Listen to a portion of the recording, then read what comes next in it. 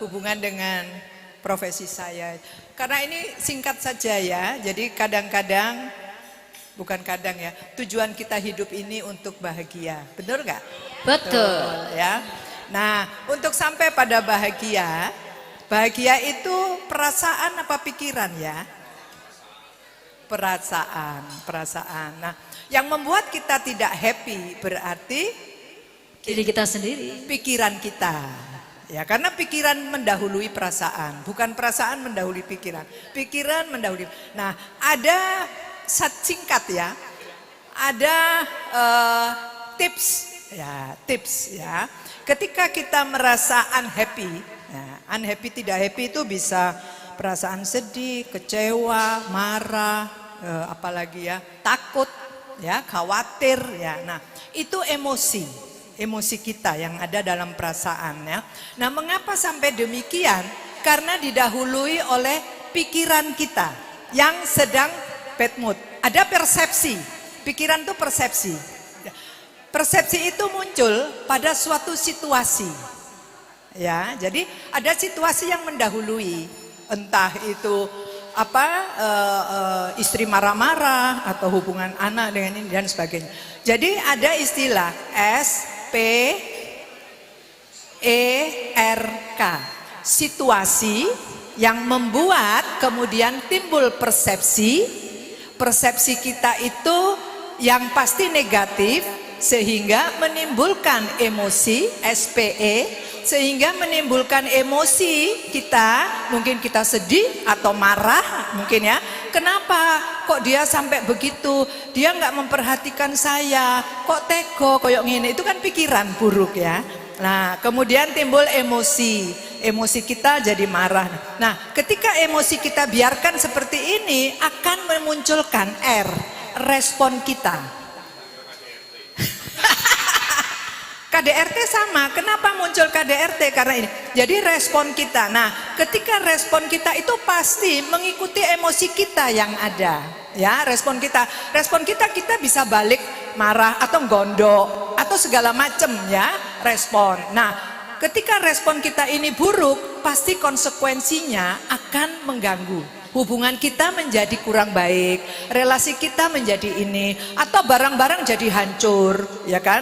Karena respon membanting barang, misalnya, ya, ngamuk, banting, ya, nah itu ya. Kalau ibu-ibu ngamuk belanja di mall, konsekuensinya duit entek, ya kan? Nah, konsekuensi yang buruk ini akan menimbulkan kemudian situasi baru lagi. Jadi itu muter. Nah, kapan supaya nggak muter? Harus dipotong mata rantainya.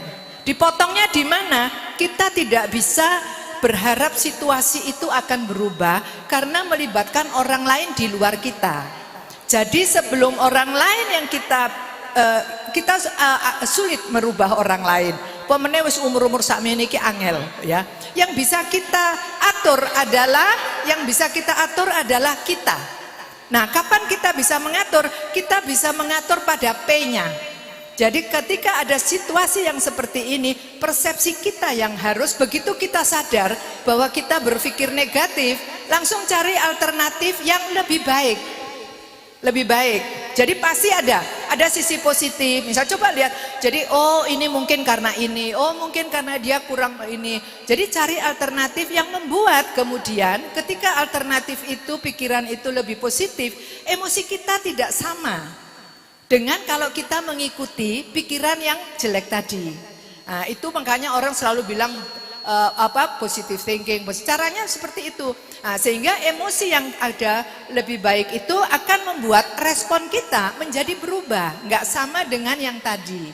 Konsekuensinya juga jauh lebih baik. Itu tips dari saya ya. Singkat, mudah-mudahan bisa dilakukan. Nah, mengakhiri ini saya ingin membaca suatu puisi, tapi kerpean nih kira ya. Ya. Aku nggak iso nyanyi. Tapi kalau orang banyak saya bisa. Masing-masing punya talenta ya Mbak. Ya. Lama sudah tak bertemu. Ada terpendam rasa rindu. Rindu waktu seperti dulu. Sama-sama kita bersikap lugu. Tetapi semua sudah berlalu dan kini waktunya untuk mengurai masa lalu. Tertawa bersama dalam haru biru, seakan hidup tiada benalu. Perjalanan waktu yang telah memisahkan kita, jarak membuat kita berbeda. Profesi yang menyekat kita, terkadang rasa keluh lidah untuk berkata, karena sekarang kita berbeda. Sahabat Glekers, reuni telah menyatukan kita kembali. Laksana aneka ida ikan di dalam kuali. Kita tetap saling mengenali dan kita rukun dalam ikatan tali persahabatan yang ditata berulang kali.